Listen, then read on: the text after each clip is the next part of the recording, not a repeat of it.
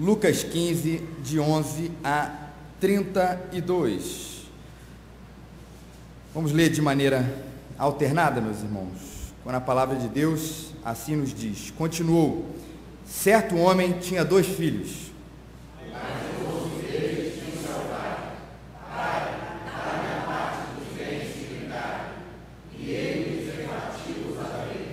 Passados não muitos dias, o filho mais moço, ajuntando tudo o que era seu, partiu para uma terra distante, e lá dissipou todos os seus bens, vivendo dissolutamente. Depois de ter consumido tudo, sobreveio àquele país uma grande fome, e ele começou a passar necessidade. Então ele foi e se agregou a um dos cidadãos daquela terra, e este o mandou para os seus campos a guardar porcos.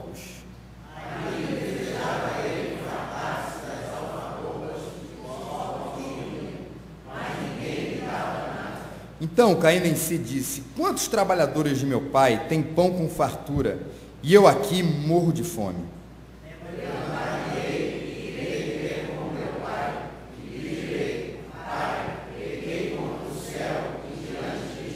Já não sou digno de ser chamado teu filho, trata-me como um dos teus trabalhadores.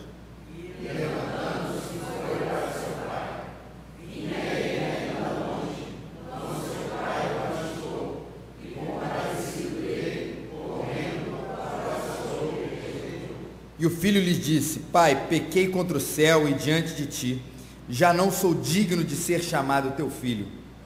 O pai, porém, disse aos seus servos: trazei depressa um anel à boca, vesti-o, ponde-lhe um anel no dedo e sandálias nos pés. Trazei também e matai o novilho cevado, comamos e regozijemo-nos.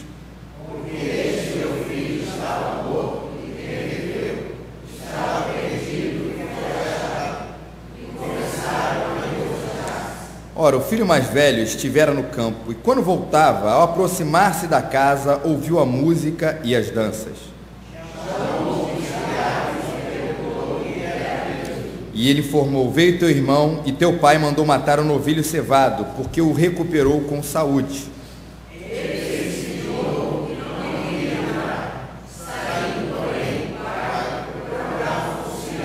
Mas ele lhe respondeu a seu pai: há tantos anos que te sirvo, sem jamais transgredir uma ordem tua, e nunca me deste um cabrito sequer para alegrar-me com os meus amigos. Filho, porém, esse teu filho, que desperdiçou os teus bens com meretrizes, tu mandaste matar para ele o novilho cevado. Então lhe respondeu o pai: meu filho, tu sempre estás comigo, tudo que é teu, meu é teu. Entretanto, era preciso que nos regozijássemos e nos alegrássemos, porque esse teu irmão estava morto e reviveu, estava perdido e foi achado. E esse texto, meus irmãos, conta de fato uma das passagens, uma das histórias mais famosas da Bíblia, do Novo Testamento, que é a parábola do filho pródigo. E que, como toda parábola que é contada aqui no Novo Testamento, ela não é uma história verdadeira.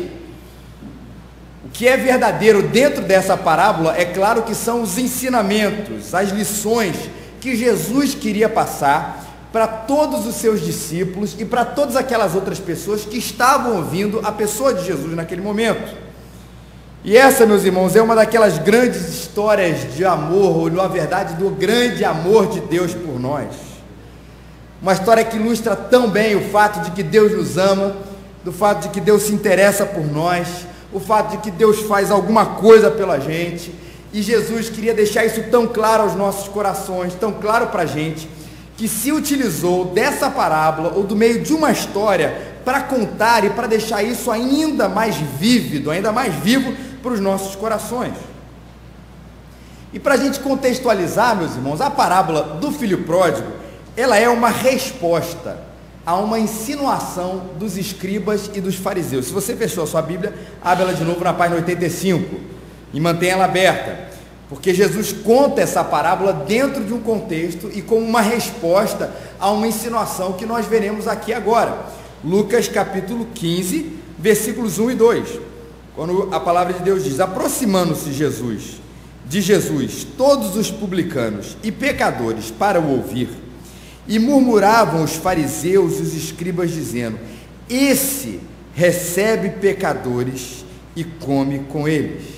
E aí olha o que o versículo 3 diz: então, em função disso, lhe propôs Jesus esta parábola.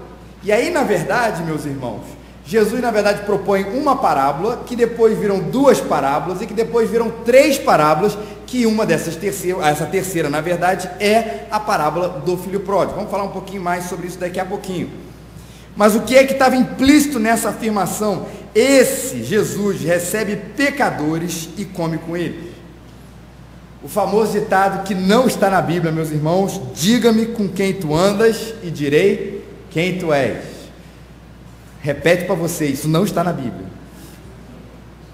Diga-me quem tu andas e direi quem tu és. Era provavelmente isso que estava na cabeça desses fariseus e desses escribas quando viram Jesus cercado de publicanos e pecadores ansiosos por ouvir Jesus.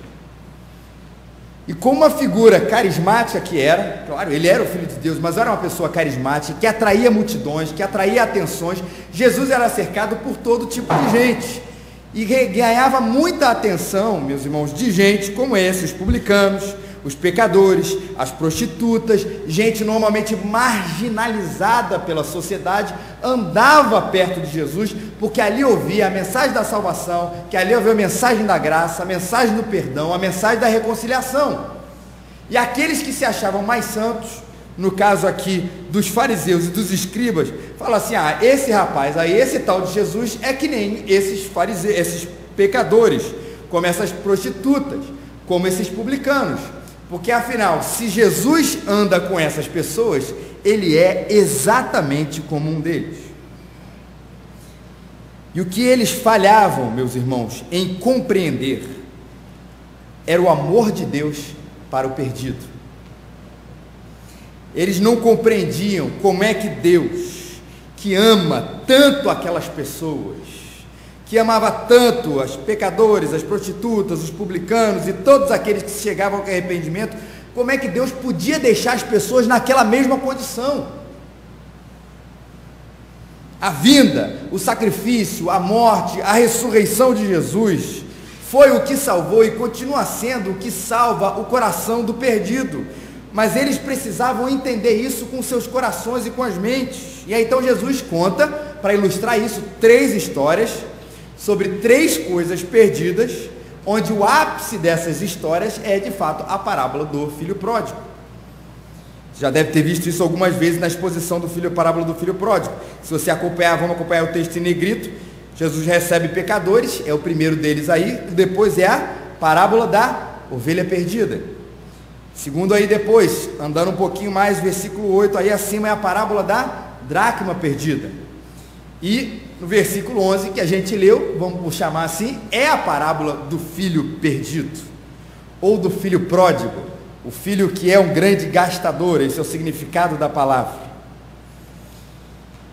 E toda essa história, meus irmãos, começava para ilustrar para esses fariseus e para esses escribas o amor de Deus sobre o perdido. Jesus começa falando de uma história de uma maneira muito incomum, tão incomum, meus irmãos, o episódio que a gente leu aqui, que os historiadores quase que são unânimes a dizer que não existe nenhum registro, e isso aqui de fato é uma história contada, não existe um registro de que de fato o que aconteceu aqui poderia ter acontecido na antiguidade, quando um filho pede ao seu pai em vida pela sua herança. Aquilo, há tanto tempos atrás, há 2000 anos atrás, era um absurdo. No Antigo Testamento, eu quero contar para vocês os únicos dois relatos sobre herança, e herança em vida, e Kenneth Bailey, que tem um livro sobre as parábolas de Lucas, é quem vai dizer isso. Ele fala, os únicos dois relatos que nós temos de heranças em vida são em 2 Reis 21, quando é dito: põe em ordem a tua casa, porque morrerás e não viverás. Era porque haveria uma morte iminente ali do patriarca. Então, já que você vai morrer, isso em vida, põe a tua casa em ordem, vai distribuir as coisas, porque isso vai acontecer com você.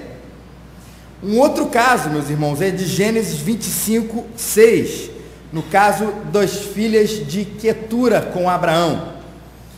Disse assim: porém, aos filhos das concubinas que tinha, no caso as filhas de Quetura, uma das concubinas de Abraão, deu Abraão presentes e, ainda em vida, os separou de seu filho Isaque, enviando-os para a terra oriental. Qual era o intuito aqui dessa divisão em vida de Abraão? Na verdade, era para eliminar alguns herdeiros indesejáveis. Então eu vou te dar alguns presentes em vida, para que aqueles a quem eu quero realmente dar o que eu desejo, no caso aqui Isaque, ele receba o que precisa ser recebido. Para os filhos da concubina, um prêmio de consolação: vai, segue o teu rumo, não peça mais nada, e é isso aí para vocês. O que é totalmente diferente do contexto que a gente leu aqui. Primeiro, porque o pai está em absoluta saúde. Não foi dito aqui para ele: olha, a morte está iminente, portanto, cabe a você dividir a sua herança. Não é esse o caso. Uma outra coisa que é incomum: a iniciativa foi de quem, meus irmãos? Foi do filho. Não foi o pai que disse: olha, agora por algum motivo eu quero separar a herança de vocês, meus dois filhos, o mais velho e o mais novo. Não. Foi o filho que tomou essa iniciativa. Isso já torna a nossa história muito incomum num contexto lá do Oriente de 2000 anos atrás. E o que vai também tornar a história mais complicada ainda, meus irmãos, vamos complicar ainda mais um pouquinho isso, é quando o filho diz: pai, me dá a minha herança. Você já deve ter ouvido isso também algumas vezes. O que ele estava dizendo de fato é: pai, para mim você morreu. Era a mensagem que o pai compreendia quando um filho, se porventura isso acontecesse, né? Era isso: olha, meu filho está querendo que eu morra, ou para mim ele morreu de fato. Era um rompimento violento. Talvez o pai, ouvindo aquelas palavras duras, e eram palavras duras dos seus filhos, aquilo fosse quase como um soco no estômago do seu pai. Meu filho está querendo, a quem eu tanto amo, está querendo romper comigo. Em contrapartida, meus irmãos, o pai era obrigado a aceitar essa condição? De forma nenhuma. Não existia nenhuma lei ou nenhum costume que seja da época comum entre as pessoas ali, seja os judeus ou outra civilização, outro povo ali perto, que obrigava o pai, diante de um pedido como esse do filho, a aceitar as condições que ele aceitou. Esse próprio Kenneth Bailey, comentarista, diz: olha, no ambiente do Oriente Médio, esperar-se-ia que o pai explodisse e disciplinasse o rapaz por causa das cruéis implicações do seu pedido. Era isso que se esperava de um pai.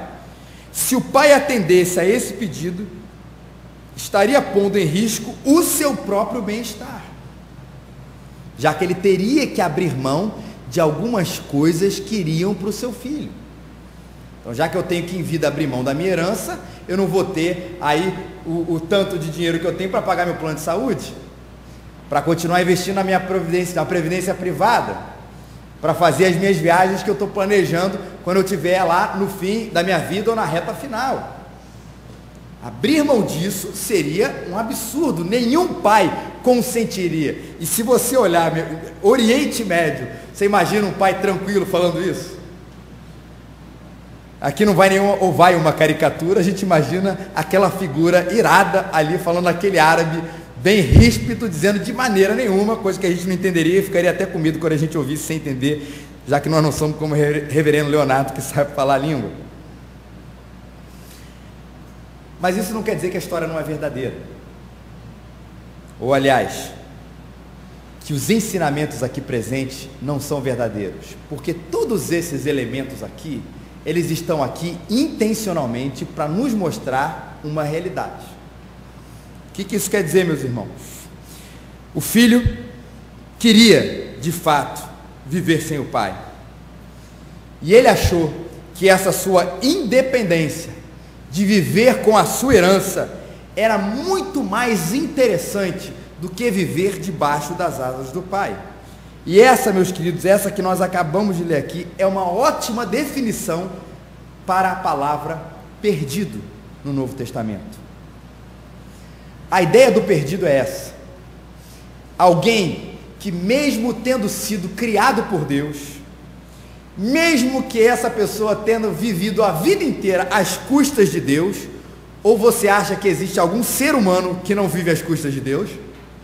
Seja pela criação da natureza, ou por todas as ordens e das leis da física, de toda a criação, todo mundo vive debaixo das custas de Deus, meus irmãos, vamos ser sinceros, inclusive da nossa própria saúde. No momento em que Deus quiser, Deus pode entupir uma artéria nossa, podemos ser os maiores atletas, os maiores naturebas que podemos ser, ainda assim, Deus pode causar um infarto fulminante agora, em qualquer um de nós, e nós não teríamos absolutamente nada com que lutar, estamos dependendo 100% da mão de Deus sobre a nossa vida. E alguém que, mesmo tendo sido criado por Deus, vivendo sob a égide de Deus, sobre o cuidado de Deus, opta pela independência como um sinal da sua liberdade, sinal esse que é ilusório. Como que ele estivesse dizendo: olha, eu vou ser livre no momento em que eu não precisar mais de Deus. Vou ser livre no momento em que eu puder viver a minha vida da maneira que eu quiser, onde eu puder fazer as minhas escolhas, sem ter que me preocupar que existe talvez um olho grande lá no céu, olhando para mim, vigiando os meus atos, vigiando as minhas atitudes, mostrando como eu devo viver a minha vida. No momento em que eu puder me livrar dessa ideia, dessa pessoa, eu verdadeiramente serei livre. Seja negando dessa maneira mais primitiva ou mais descarada, em que a gente chama de ateísmo, ou negando totalmente a existência dele, ou negando ou afirmando a existência, mas negando a intervenção de Deus na história humana, ou quando simplesmente, o que eles chamam, a teologia chama de ateísmo prático, que a gente na verdade leva em consideração que a existência de Deus, mas não chama a Deus para participar de nenhuma das nossas decisões. E mesmo que a gente vive esse ateísmo prático, de vez em quando a gente ainda vai na casa de Deus, toma um cafezinho com Ele, resolve as nossas contas e volta para a nossa vida. Isso é o ateísmo prático. Isso é que é uma suposta liberdade. Senhor, eu até vou lá de vez em quando, bato um papo com o Senhor, faço as minhas orações, contribuo dessa daquela forma, mas eu não vou levar em consideração o Senhor em absolutamente todas as coisas que eu fizer, porque isso é a fé cristã que a Bíblia diz.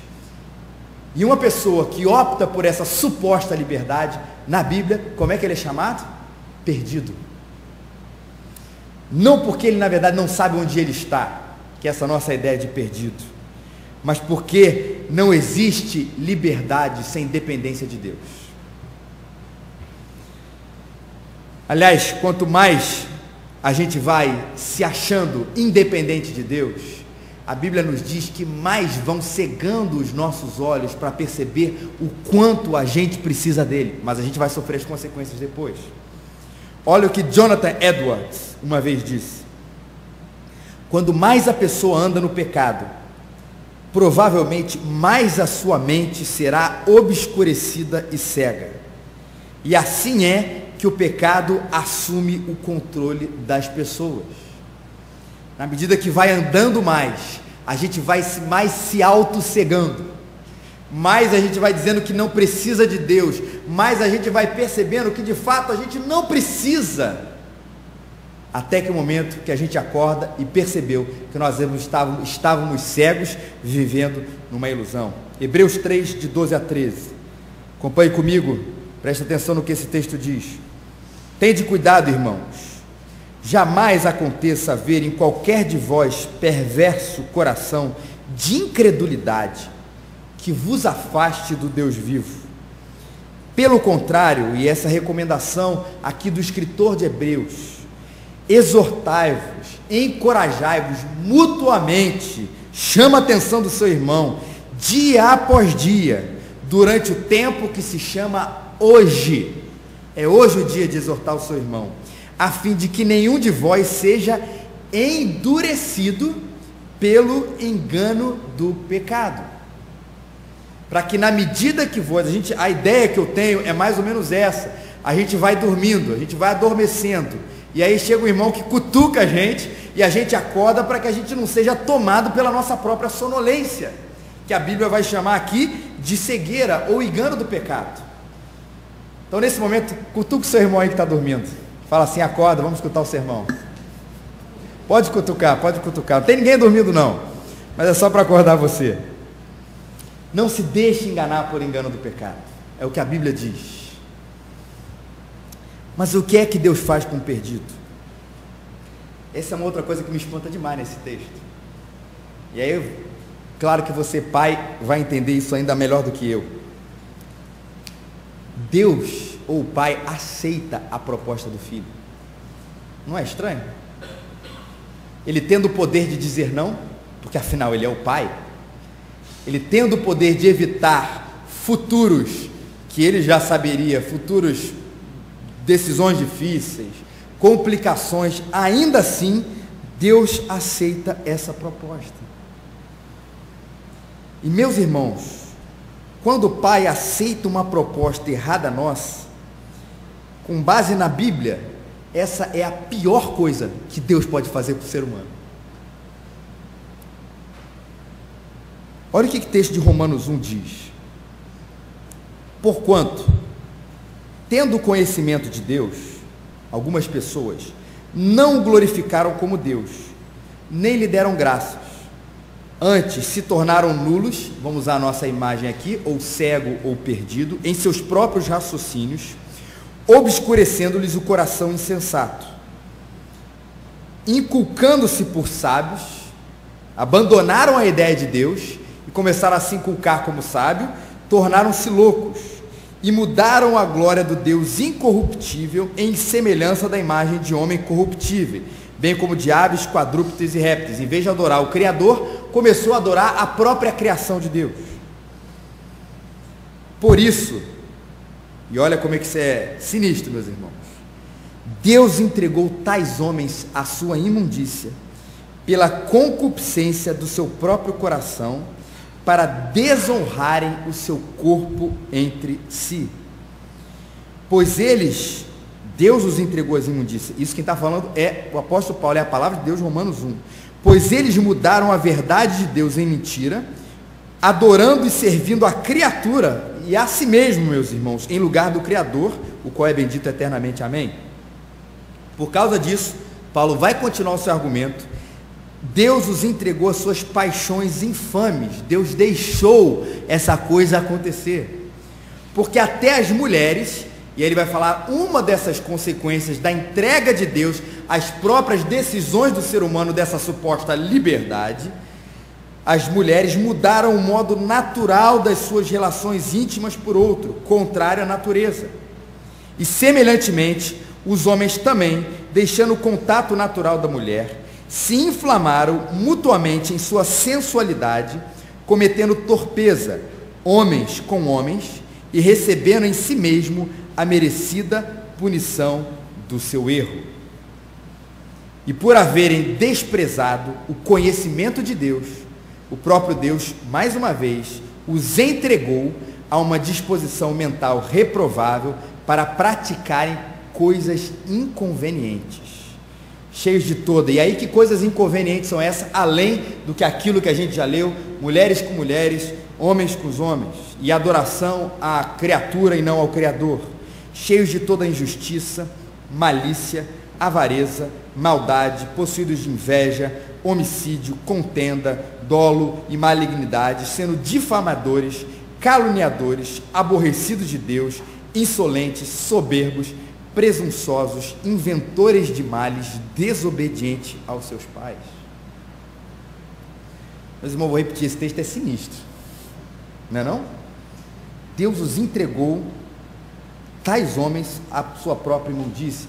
E mais uma vez eu falei hoje de manhã do congresso da Fiel, e esse foi um texto lá pregado 2 vezes, por 2 pregadores diferentes. E uma das ilustrações que um deles deu, e eu achei muito interessante, isso me marcou, foi quando ele falado com uma criança, que toda hora antes da refeição, ela queria lá um leite condensado, e falou: mas espera, você vai comer só de sobremesa, e etc, mas a criança queria pular a refeição, e tudo bem. Um dia o pai, cansado daquilo tudo, faz o seguinte: eu vou te dar todo o leite condensado que você quiser, E a criança falou: oba, que gostoso, que bom. E pegou o leite condensado e começou a tomar. Uma colher é bom, né, meus irmãos? 2 talvez, 3 nem tanto, mas uma lata, 2 latas, 3 latas inteiras. Só de falar nisso já dá um certo embrulho no nosso estômago. Aquele melado tão ruim. Ou com uma coisa que aparentemente parecia tão interessante, tão gostosa, se torna em alguns milésimos de segundo, alguns minutos, uma coisa para a gente deplorável. É isso que o texto está dizendo. Ah, vocês querem viver o pecado? Deus está dizendo assim, é essa a opção de vocês, de se tornarem perdidos, porque vocês acham que vivendo sem mim, se vocês serão mais livres, tudo bem. Tudo bem, Senhor? Tudo bem. Essa é a pior coisa que Deus pode dizer para a gente. Seja feita a tua vontade, assim na terra como nos céus. E a consequência que a gente leu aqui em Romanos é a consequência de tudo que a gente viu aqui no texto de Lucas. O filho se esbaldou no seu pecado, vivendo dissolutamente. A gente vai analisar aqui só essa questão do filho mais novo.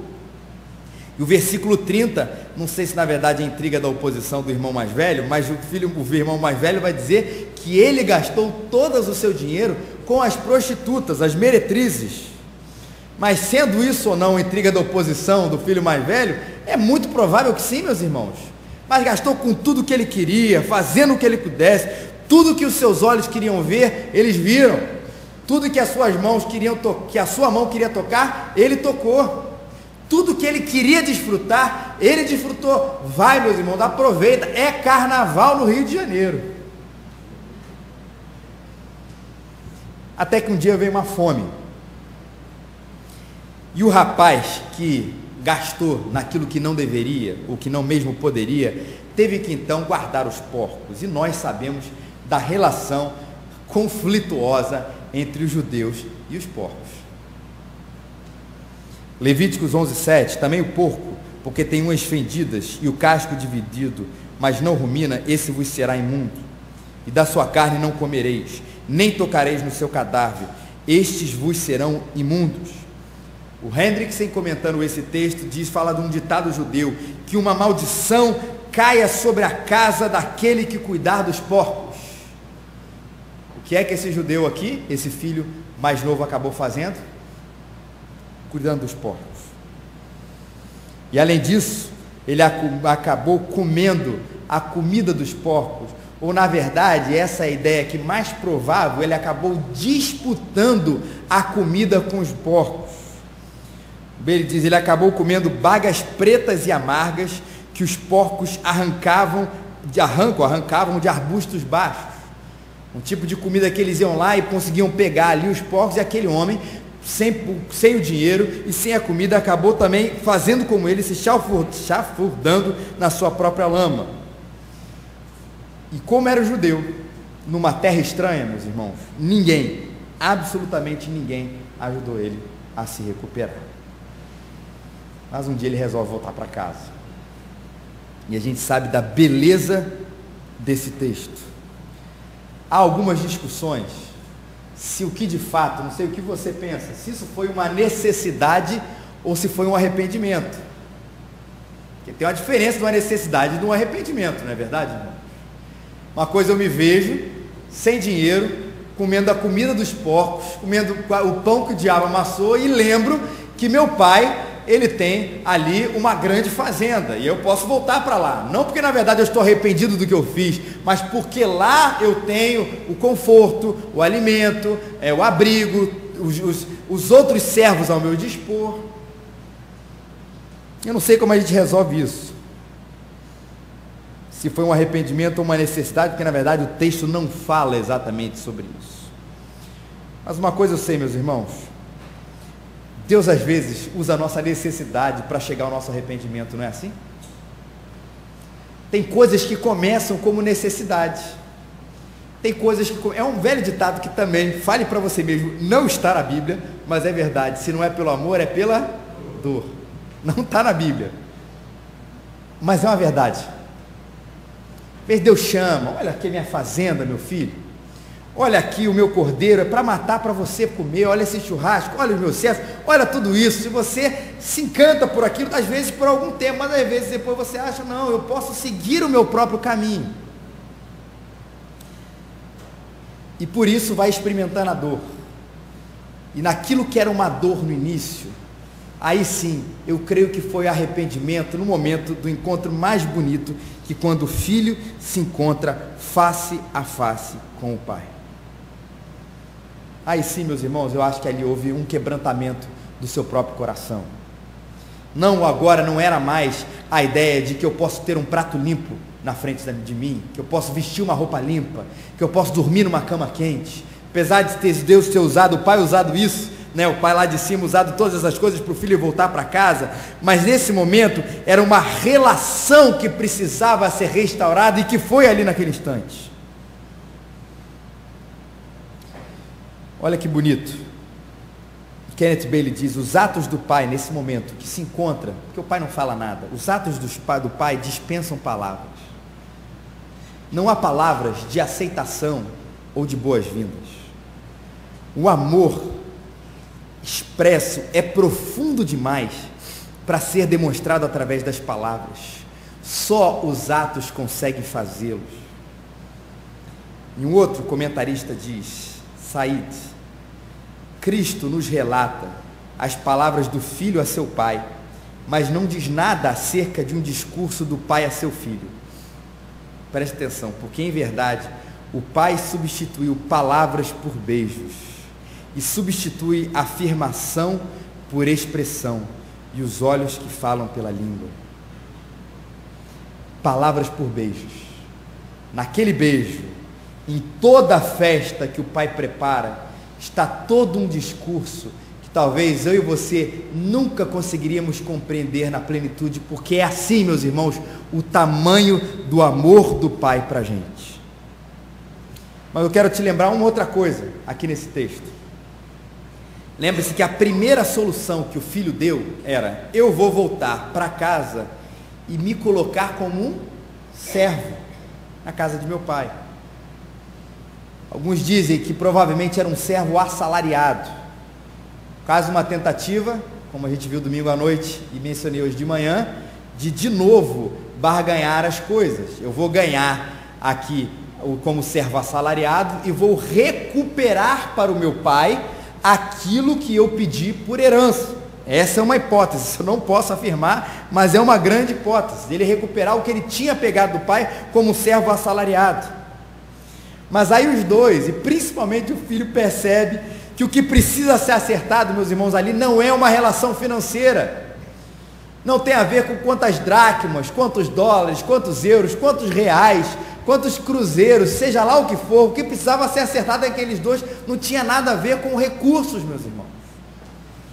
Mas o que precisava ser acertado, e é isso também que a gente precisa acertar com o nosso Deus, é uma relação de amor entre um filho perdido, e aí sim, um pai pródigo em amar o seu filho.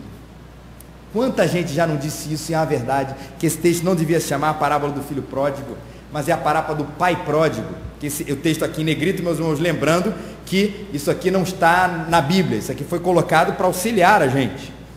Então a gente pode renomear essa parábola, a parábola do pai pródigo.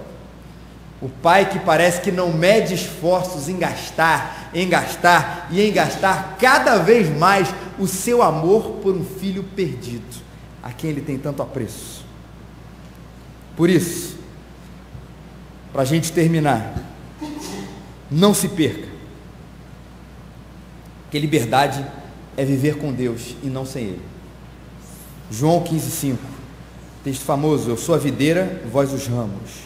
Quem permanece em mim e eu nele, esse dá muito fruto. Vamos falar junto essa última parte, você que sabe, porque sem mim nada podeis fazer. Porque sem mim nada, absolutamente nada podeis fazer. Liberdade é viver com Deus e não é viver sem Ele. Por isso não se perca nunca. Sei que às vezes a nossa vaidade, arraigada dentro de nós, como C.S. Lewis vai dizer, a maior expressão do nosso pecado é a nossa vaidade. Vaidade não tem a ver com a roupa que você vestiu, se você passou batom, se você fez a sua barba. Vaidade é outra coisa. A nossa vaidade, nosso apego a nós mesmos, é o que talvez a gente tenha que lutar o tempo inteiro, porque isso vai rondar a nossa existência, para que a gente repita para nós que sem Cristo, sem Ele, eu nada posso fazer. Posso ter todos os diplomas, todos os recursos financeiros, todo o poder que esse mundo aqui pode dar, não o poder ruim, mas o poder temporal que esse mundo pode dar. Sem Cristo, eu sou um escravo da minha carne, um escravo desse mundo. Não se perca nas suas decisões, mesmo quando a sua vaidade, a sua carne tentar falar mais alto, porque no final a gente sabe o que ele colhe é o que o filho pródigo colheu. Mas se você perder, e se você perdeu, não se preocupe, ou você vê o lugar certo, não só a igreja, mas a presença de Deus. Lembre-se que o que você tem que acertar com Deus é o seu amor com Ele. E só há um jeito disso acontecer, meus irmãos, que é por Jesus. Por isso todo filho precisa encontrar com o filho. Todos os filhos aqui precisam encontrar com o Filho de Deus, Jesus Cristo. Não para acertar o que você fez ou o que você errou e tentar compensar disso de alguma forma. Não use esse argumento. Derrame a sua vida na cruz do Calvário e veja, meu querido e meu querida, que a sua relação com Deus, ela pode ser sempre restaurada se você voltar arrependido para a casa do Pai. E por último, se alegre com Ele. Se alegre com Ele, porque o que Deus fez, o que o Pai fez aqui no final de tudo, foi promover uma grande festa para o seu filho. Para que você não tenha essa primeira impressão que o filho teve: eu vou voltar e vou ser servo na minha casa, na casa do meu pai. Lembre-se também que você só é servo porque antes você é filho. Que você só pode servir a Deus na sua casa se você lembrar o tempo inteiro que você é filho de Deus. E de que mesmo que você se apaixone por todo o serviço na casa de Deus, por tudo que existe aqui dentro, por favor, não se esqueça de alegrar em Deus, de comer o churrasco com o Senhor, de vestir as vestes de Deus, de receber o anel no dedo de Deus, porque às vezes a gente se esquece e só se coloca numa posição de servo. Não estou dizendo uma posição de servo como uma posição antagônica de filho, mas que você tem as duas coisas dentro de você, para que você como filho se alegre, para que você como filho agradeça, para que você como filho curta, aproveite essa condição que Deus colocou dentro do seu coração quando você foi reconciliado pela cruz do Filho maior, o Filho de Deus, Jesus Cristo. Deixa essa alegria sair do teu coração, não. Não deixa, quando você chegar na casa de Deus e ver as coisas de Deus, simplesmente cuidar do que acontece. Descanse, aproveite, seja no bom sentido, meus irmãos. Eu acho que vocês têm maturidade de entender o que eu estou querendo dizer aqui. Deixe-se ser mimado por Deus, porque Ele te chama, antes de servo, Ele te chama de filho, e assim que Ele quer que você também aproveite a sua vida, como filho dele. Que Ele nos abençoe, meus irmãos. Em outra oportunidade, a gente fala do filho mais velho. Vamos orar? Santo Deus, Deus de toda glória, Deus de toda majestade, obrigado por essa história de amor tão linda, Senhor, e tão verdadeira, Senhor. Uma história, mas que fala de um real amor do Senhor para com a gente, que às vezes, mesmo deixando a gente ir, a gente se integrando, Senhor, às nossas próprias paixões, aos nossos próprios pecados, Senhor. O desejo do Senhor, ó Pai, é que a gente se arrependa e volte para casa, Senhor. O desejo do Senhor, a vontade do Senhor é que a gente percorra, Senhor, essa estrada do arrependimento e se achegue de novo, Senhor, nos teus braços, Pai, e diga: Senhor, Pai, pequei contra os céus e contra a terra, pequei diante de Ti, Senhor, e ali face a face contigo, o nosso coração, Deus, se derreta e a gente volte, Senhor, a reconhecer que somos teus filhos, ó Pai. Isso, Pai, não deixa a gente se perder, em primeiro lugar, Pai, não deixa não, porque às vezes a nossa vaidade vai dizer pra gente que a gente sabe o caminho, que a gente sabe nossas decisões, que somos grandinhos demais para perceber quais são os nossos caminhos, quando na verdade sem o Senhor a gente nada pode fazer, ó Pai. E se a gente errar, Pai, Pai, que a gente volte para o Senhor, Pai, mesmo que seja pela dor, Pai, mas que a dor nos leve, a necessidade, a dor nos leve a um real arrependimento, de voltar de volta para os braços do Senhor, ó Pai, e que isso aconteça dia após dia, porque a gente também, Senhor, quer, Pai, se arrepender dia após dia, voltando para o nosso primeiro amor, Pai. Se existe algo, Deus, que às vezes ainda incomoda a gente de uma maneira, Senhor, bem grande, Senhor, às vezes vem incomodando e pesando sobre os nossos ombros, ó Pai, que esse texto nos lembre, Senhor, que nós fomos perdoados pelo sangue de Jesus, que nós fomos abraçados de novo, Senhor, pelo Pai, pelo teu grande amor, e que a gente, Senhor, desfrute dessa relação maravilhosa que a gente tem contigo, Pai. Podemos sermos chamados não apenas servos, mas teus filhos, ó Pai, e com isso todas as bênçãos que tem reservado como herança para nós, ó Senhor, que a gente desfrute, que a gente não tenha vergonha de te pedir, ó Pai, não pelos nossos méritos, é pelo mérito de Jesus, mas que a gente não tenha vergonha de te pedir as coisas, de sermos tratados como filhos, ó Pai, filhos obedientes, mas como filhos do Senhor, ó Pai, porque é assim que o Senhor nos vê, de acordo com o texto que nós acabamos de ler, Senhor, aqui, Pai. Dá-nos, Senhor, agora, Pai, nessa semana, Pai, um tempo abençoado na Tua presença, que as verdades do Senhor não saiam de dentro de nós, que a gente te busque incessantemente, Senhor, na oração, Senhor, na leitura da Tua palavra, no nosso lar, no nosso ir e vir, orando sem cessar, buscando sempre a Tua face, Senhor.